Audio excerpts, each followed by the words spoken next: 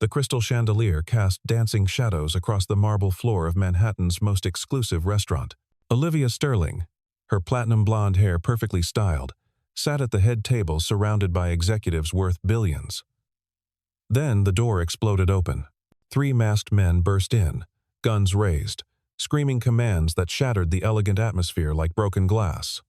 Chaos erupted instantly, but in the corner, a weathered man in a simple flannel shirt pulled his young daughter behind him, his eyes completely calm, watching everything with the stillness of a predator studying prey. Michael Harris had never intended to be at Le Bernardin that evening. The 36-year-old mechanic had saved for 3 months to bring his daughter Sophia here for her 7th birthday. His calloused hands looked out of place against the pristine white tablecloth, his sun-weathered face a stark contrast to the polished crowd around him.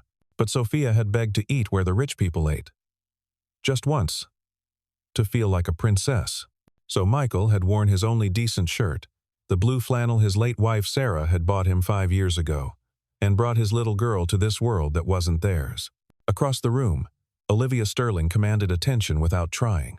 At 34, she'd built a tech empire worth $3 billion. Her ice blue eyes could freeze a boardroom. Her sharp mind could dissect a business plan in seconds. She wore a black Chanel dress that cost more than most people's cars. Diamond earrings that caught the light with every movement. She believed in power, in control, in the simple truth that money solved everything. Weakness disgusted her. The poor were poor because they lacked ambition. That was the natural order. She was discussing a hostile takeover with her CFO when she first noticed the man in flannel. He seemed so utterly out of place, like a wolf who'd wandered into a palace. His daughter wore a simple yellow dress from Target, her brown curls tied with a ribbon that had seen better days. They were sharing a single appetizer, the girl's eyes wide with wonder at the fancy presentation. Olivia had almost laughed at the sight. How quaint, she'd thought. How terribly ordinary. She'd turned back to her conversation, dismissing them from her mind. But fate had other plans. The universe was about to teach Olivia Sterling that true strength had nothing to do with bank accounts. That real power came from places money could never reach, and the teacher would be a single father who'd seen hell and learned to walk through it without flinching. The first gunshot shattered the evening like thunder. The bullet punched through the ceiling, sending plaster raining down on screaming diners. The 3 men moved with practiced precision, one covering the door, another sweeping toward the kitchen, the third advancing on the main dining room. They wore black ski masks, military-style boots, moved like they'd done this before. The leader, a mountain of a man with prison tattoos visible on his neck, grabbed a waiter by the throat and threw him against the wall. Tables overturned as people scrambled for cover. A woman's designer heel snapped as she tried to run. The air filled with the sharp smell of fear and spilled wine. Olivia's bodyguard reached for his weapon, but froze when a gun pressed against his temple. The robbers weren't here for wallets and watches. They wanted the real prize, the high-value targets who could make them rich with a single wire transfer. The leader's eyes swept the room and locked onto Olivia. Everyone knew who she was. Her face had been on magazine covers. Her billion-dollar deals splashed across financial newspapers. In the corner, Michael hadn't moved. While others dove under tables or pressed themselves against walls, he'd simply shifted his chair, positioning his body between the gunman and Sophia. His breathing remained steady, his pulse controlled. 7 years as a Navy SEAL had taught him that panic was death. His daughter pressed against his back, her small hands gripping his shirt. He could feel her trembling, heard her whispered whimper. But he didn't comfort her, didn't turn around. Any movement might draw attention. Better to be invisible, forgotten, overlooked. The leader started barking orders, demanding phones, wallets, jewelry. His partners moved through the room like sharks, stuffing valuables into duffel bags. But Michael could see it in their movements, the nervousness beneath the aggression. These weren't professionals. They were desperate men making desperate choices. That made them more dangerous. Desperate men did stupid things. One of the robbers, younger than the others, maybe 25, reached Olivia's table. His hand shook slightly as he pointed his weapon at her CFO. The man immediately surrendered his Rolex, his wallet, his phone. But the robber wanted more. He grabbed Olivia's wrist, his fingers digging into her skin. Her bodyguard tensed, but couldn't move, with a gun still pressed to his head. For the first time in her adult life, Olivia Sterling felt completely powerless. The sensation was foreign, terrifying. She'd built walls of money and influence. But here, now, none of it mattered. The young robber yanked Olivia to her feet, her designer heels scraping against the marble. He pressed the gun against her ribs, using her as a human shield as he backed toward the leader. The metal was cold through the thin fabric of her dress. She could smell his sweat, sour with adrenaline and fear. The leader smiled when he saw her, gold teeth glinting in the chandelier light. He knew exactly who she was, what she was worth. This wasn't random. They'd been watching, waiting for the right moment. Olivia Sterling, the untouchable CEO, was about to become a bargaining chip. Her legs trembled, but she forced herself to stand straight. She wouldn't give them the satisfaction of seeing her afraid. The leader approached, his heavy boots echoing in the sudden silence. He reached out and grabbed her chin, forcing her to look at him. His breath reeked of cigarettes and cheap whiskey. Behind his mask, she could see eyes that had given up on redemption long ago. He started talking, his voice loud enough for everyone to hear. About how the rich got richer, while honest people starved. About how women like her stepped on the backs of the working class. About how tonight, the tables would turn. Each word dripped with years of accumulated rage. Olivia wanted to argue, to explain that she'd earned every dollar through intelligence and hard work. But the gun against her ribs kept her silent. From his corner, Michael watched the scene unfold. The leader was grandstanding, getting drunk on his moment of power. Classic mistake. The more he talked, the more distracted he became. His partners were getting nervous, glancing toward the doors, checking their watches. They'd been inside too long. Someone had surely called the police by now. Sirens would come soon. Time was running out. That's when the leader made his crucial error. He dragged Olivia toward the center of the room, wanting everyone to see his prize. It brought him within 10 feet of Michael's table. For a split second, their eyes met, the CEO and the mechanic. In her gaze, Michael saw terror barely held in check. In his, she saw something she couldn't quite understand. A stillness that seemed almost supernatural, like looking into the eye of a hurricane. The leader noticed the exchange and turned toward Michael. He saw the flannel shirt, the calloused hands, the little girl hiding behind her father. His lips curled into a cruel smile. Here was another opportunity to make a point. The working man and his daughter, the billionaire and her empire. Perfect symbols for his twisted lesson. The leader shoved Olivia aside and stalked toward Michael's table. His weapon swinging carelessly, he started mocking the mechanic's cheap clothes, his obvious poverty. The pathetic attempt to give his daughter a fancy birthday dinner. The words were meant to humiliate, to break whatever dignity the man had left. Each insult landed like a physical blow on the watching crowd. This was cruelty for cruelty's sake. Michael didn't react, didn't flinch. His eyes remained fixed on a point just past the leader's shoulder, watching the other two robbers in his peripheral vision, calculating distances, angles, potential weapons, the steak knife on his table, the heavy water pitcher within reach, the chair that could become a shield. Behind him, Sophia whimpered softly. The leader heard it and laughed, moving closer, reaching toward the little girl. That's when everything changed. Michael's voice cut through the chaos, low and steady as bedrock. He told the leader to step back. Just 3 words, delivered without emotion. But something in the tone made everyone freeze. It wasn't a plea or a threat. It was a simple statement of fact, like announcing that gravity exists. The leader stopped mid-reach, confused by the lack of fear in the mechanic's voice. He'd terrorized dozens of people tonight, watched grown men cry and powerful women beg. But this nobody in flannel was talking to him like he was a misbehaving child. The insult to his authority couldn't stand. He swung the gun toward Michael's face, finger tensing on the trigger. The entire restaurant held its breath. Olivia found herself silently praying for the first time since childhood. But Michael still didn't move. He simply shifted his weight slightly, subtly positioning himself to shield Sophia completely. His eyes never left the leader's mask. When he spoke again, his voice carried the weight of someone who'd faced real monsters and survived. He told the leader he had two choices: walk away now, or things would get complicated. The words hung in the air like a prophecy. The leader's hand trembled slightly. Something primal in his brain screamed danger. This man wasn't afraid. In a room full of terror, his calm was unnatural, wrong. Like finding a lion where you expected a lamb. But pride won over instinct. The leader couldn't back down, not in front of his crew, not in front of all these witnesses. So he made the worst decision of his life. He reached for the little girl.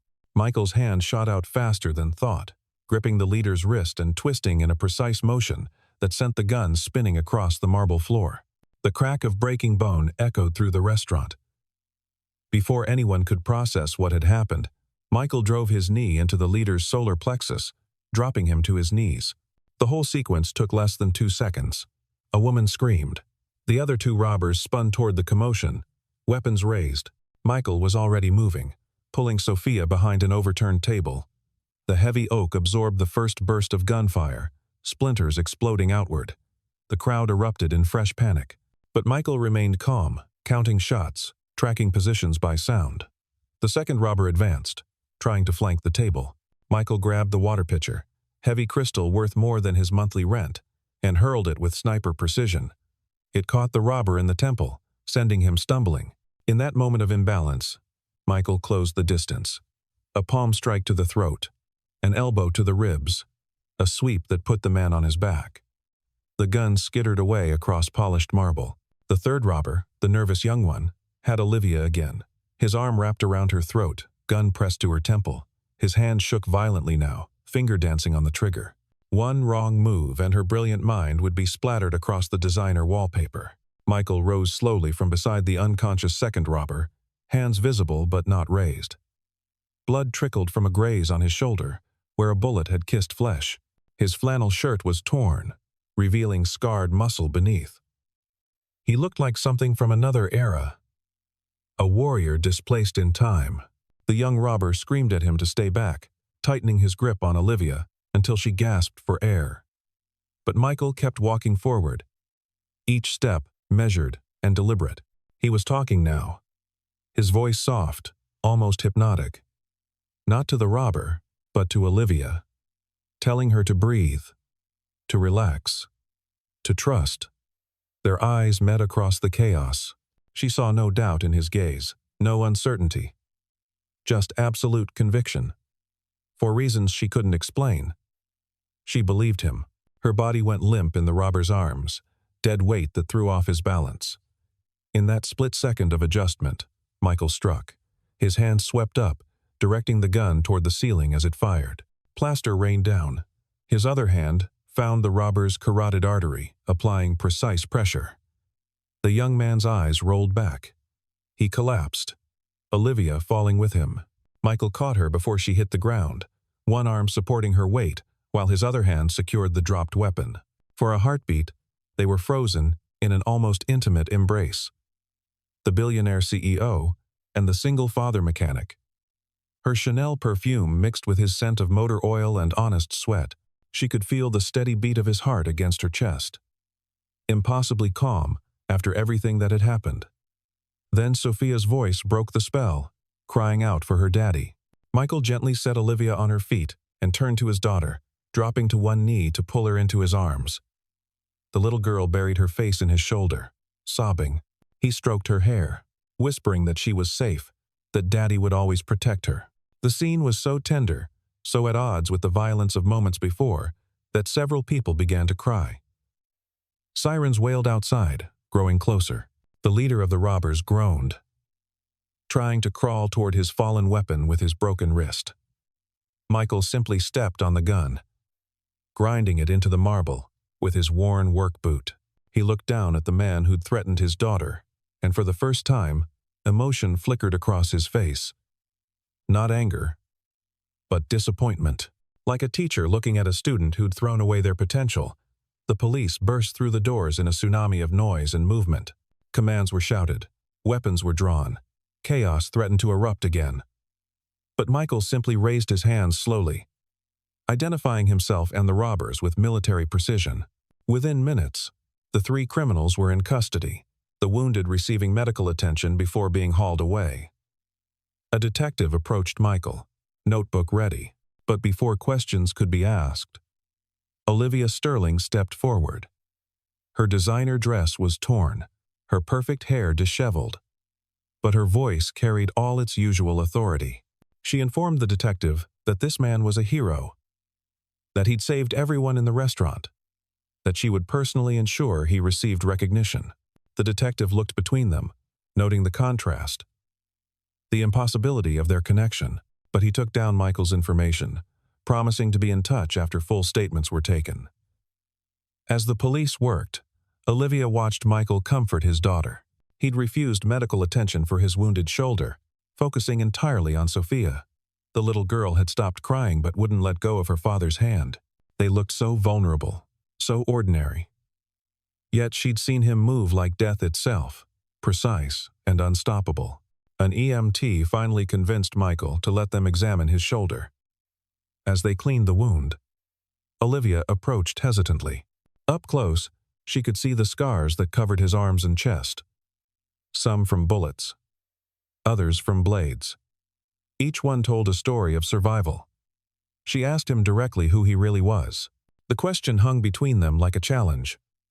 Michael looked up from where Sophia was clinging to his good arm. For a long moment, he said nothing. Then, quietly, he told her the truth. 7 years with the Navy SEALs. 3 tours in Afghanistan. 2 in Iraq. Missions that would never be declassified. He'd left when Sarah got sick, choosing love over duty. After she died, it was just him and Sophia. The garage job barely covered rent, but it was honest work. He could fix things, make them run again. It was enough. Olivia felt something shift inside her chest. This man had walked away from elite military service to care for his dying wife, then raised his daughter alone on a mechanic's salary. He'd traded glory for love, power for purpose. Everything she'd believed about success, about strength, about what mattered in life, suddenly seemed as fragile as glass. She asked why he'd risked his life for strangers. He could have stayed hidden, protected only his daughter. No one would have blamed him.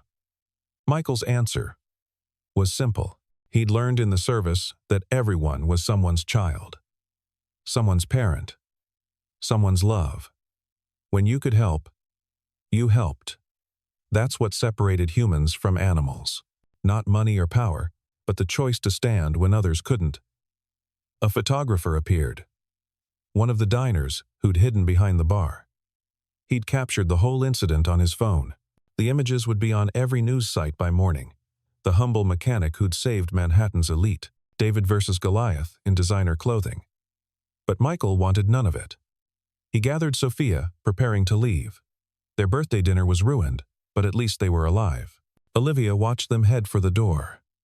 This extraordinary man, and his precious daughter, about to disappear back into anonymity. Something desperate rose in her throat. She called out, asking him to wait. When he turned, she saw patience in his eyes, but also exhaustion. He'd done his part. He just wanted to take his little girl home. She found herself asking if she could repay him somehow. A reward, a job, anything. Michael's response surprised her. He said Sophia needed to see that good things happen to good people. If Olivia wanted to help, she could show his daughter that kindness mattered more than money.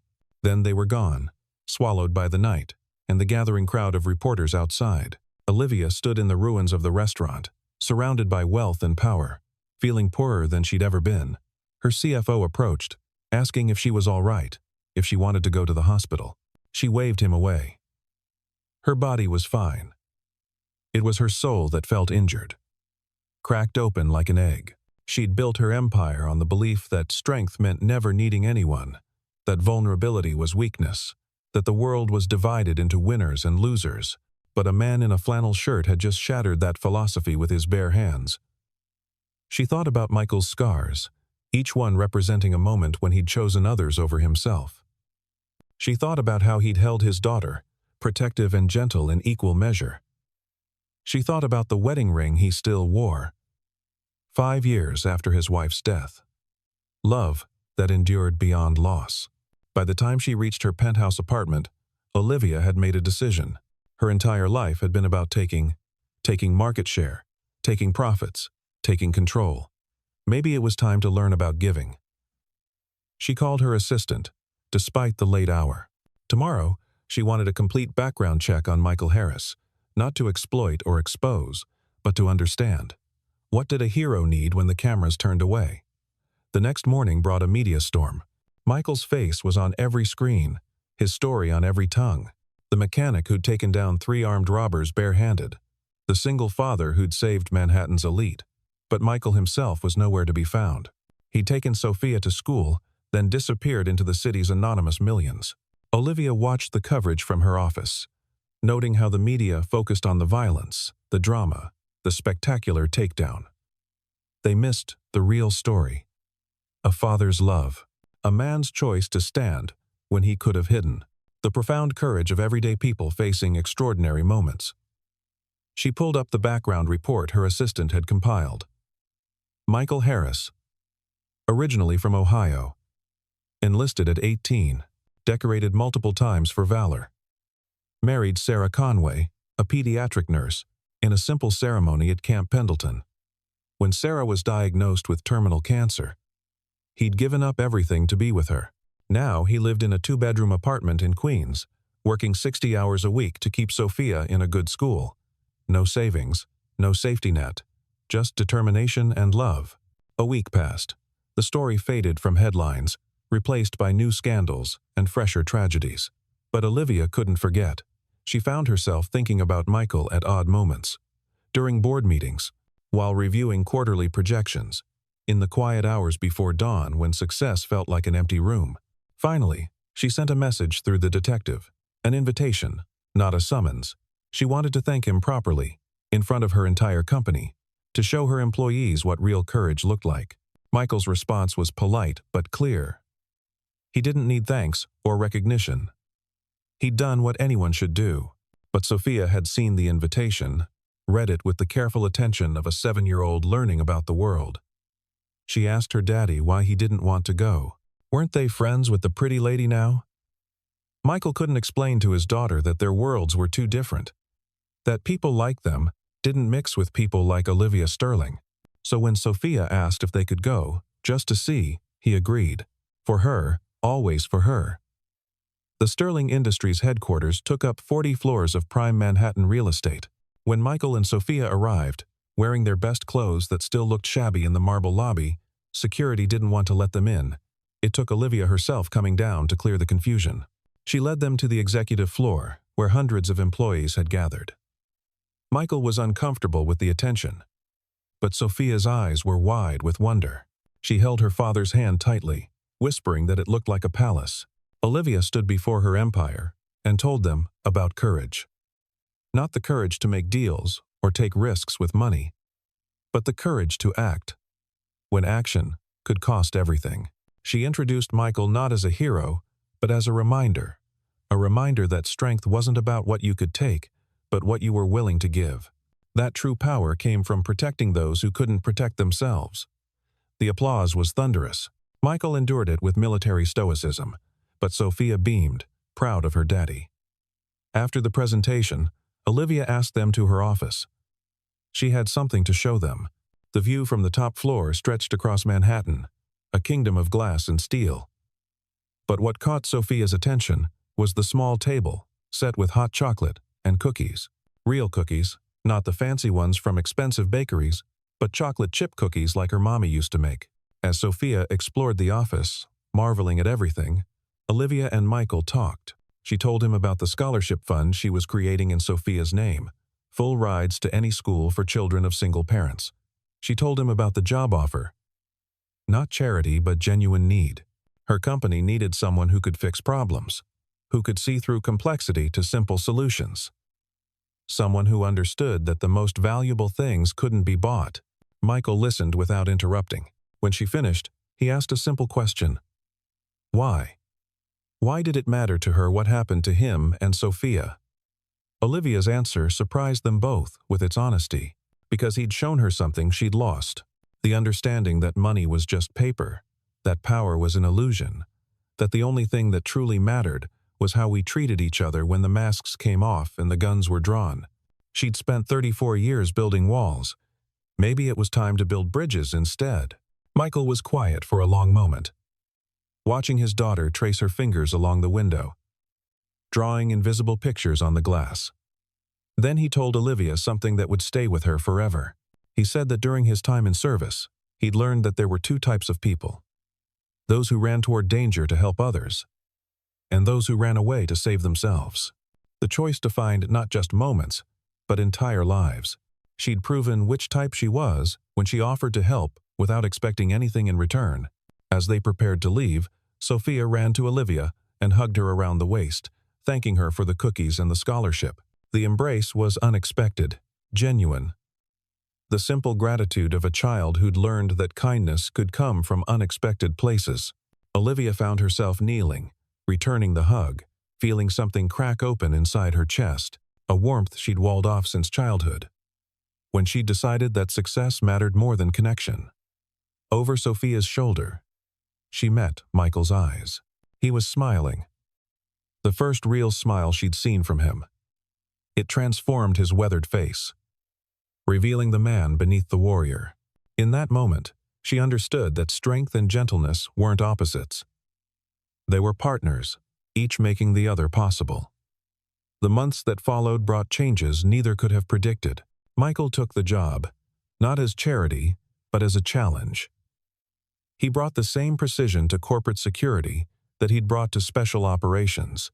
Olivia found herself seeking his input not just on safety, but on decisions that affected employees' lives. He had a way of cutting through complexity to find human truth.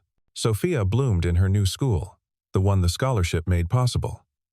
She still wore simple clothes, still brought lunch in a used container, but she walked taller, smiled brighter. She'd learned that her daddy was a hero, not because of what he'd done in a restaurant, but because of what he did every day. Choosing love over easy, choosing right over profitable, choosing to stand when he could sit. Olivia began joining them for Saturday lunches. Nothing fancy, just pizza or burgers at places where Sophia could be a kid. She learned to appreciate the beauty of simplicity, the richness of moments that couldn't be bought. Michael taught her that happiness wasn't something you achieved, but something you chose every morning, despite the darkness that might surround you. One evening, almost 6 months after the robbery, Olivia found herself at Michael's apartment for Sophia's 8th birthday party. The space was small but immaculate, filled with photographs of Sarah, of family, of moments that mattered. She'd brought an expensive gift, then felt foolish when she saw that Michael had made Sophia a jewelry box by hand, each piece carefully carved and sanded. The little girl treasured it like gold, because it carried her father's love in every groove. As they watched Sophia play with friends from school, Michael told Olivia about Sarah, how she'd made him promise to keep living, keep loving, keep showing Sophia that the world could be beautiful despite its sharp edges. He'd kept that promise even when grief made breathing feel like drowning. He'd kept it because love wasn't just a feeling but a choice, renewed each day like a soldier's oath. Olivia understood then what she'd been seeking without knowing it. Not success or power, or the endless acquisition of more, but connection, purpose, beyond profit. The understanding that we're all walking each other home through a dark and often violent world, and the greatest courage is to offer light when you're barely managing your own shadows. As she left that night, Sophia asleep, and Michael walking her to her car, Olivia turned back to look at the modest apartment building. In the window, she could see the jewelry box on Sophia's dresser, catching the light from the street lamp. Such a simple thing, but crafted with such love that it seemed to glow. Michael stood beside her, following her gaze. He said that Sarah used to tell him that we don't get to choose how long we have, just how brightly we burn. The robbery, the violence, the fear. They were just shadows. What mattered was the light people chose to cast despite them. Olivia thought about her empire, her billions, her influence. For the first time, she saw them not as achievements but as tools. Tools she could use to cast more light, to help more single fathers and daughters reaching for dreams beyond their circumstances. The robbery had been a moment of darkness that revealed unexpected stars. Looking back, she couldn't regret it, because it had taught her the most valuable lesson of her life. True power wasn't about what you could take, or control, or dominate. It was about what you could give, who you could lift, what light you could offer to others, navigating their own shadows. As her car pulled away, she saw Michael in the rearview mirror, standing guard until she was safely gone. Still protecting, still serving, still choosing love over easy. She'd once thought him ordinary, a nobody in flannel who didn't belong in her world. Now she understood that he was extraordinary precisely because he chose to be ordinary, to live simply, to value love over gold. The city lights blurred past her window as tears she hadn't expected rolled down her cheeks, not tears of sadness but of gratitude. For Michael, who'd shown her that heroes wore flannel and drove used trucks. For Sophia, who'd taught her that joy didn't require wealth. For Sarah, whose memory lived on in every choice her husband made to keep being good in a world that rewarded otherwise. And for that moment in a restaurant when violence had revealed virtue, when chaos had uncovered character. When a single father's courage had changed not just an evening but entire lives. The robbery had ended. The fear had faded. The headlines had moved on. But the light Michael Harris had shown that night continued to burn, spreading from person to person, choice to choice, one act of courage creating ripples of kindness that would travel farther than any of them could imagine. In the end, Olivia Sterling learned that we're all just people trying to protect what we love, trying to be brave when we're terrified, trying to choose light when darkness feels easier. And sometimes, if we're very lucky, we meet someone who shows us that we're capable of more than we ever imagined. Someone who teaches us that true wealth isn't measured in dollars, but in the moments we stand up, step forward, and choose to be the light someone else needs to find their way home.